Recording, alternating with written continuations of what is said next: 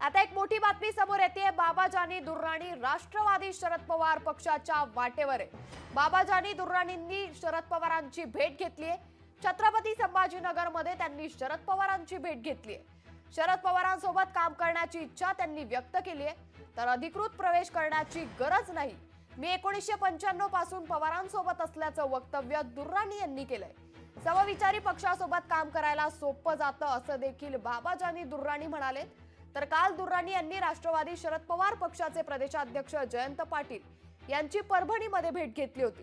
त्यानंतर आता बाबाजानी यांनी आज पवारांची भेट घेतली, त्यामुळे राजकीय वर्तुळात चर्चांना उधाण आलंय। भेटीचा एवढाच कारण आहे की मी पवार साहेबांसोबत भविष्यात काम करण्याची माझी इच्छा आहे। पण तुम्ही प्रवेश करणार आहात स्पष्ट सांगितलं। हा स्पष्टच चर्चा सुरू आहे।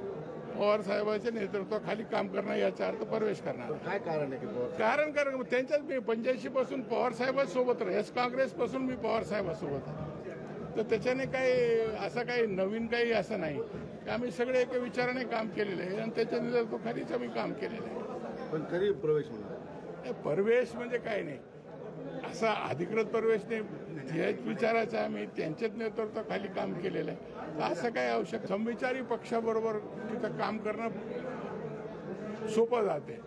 भिन्न भिन्न विचाराचे लोक असले, नेतृत्व असलं तर त्या ठिकाणी काम करणं थोडं अवघड जाते। कार्यकर्त्याला अवघड जाते, मतदाराला अवघड जाते।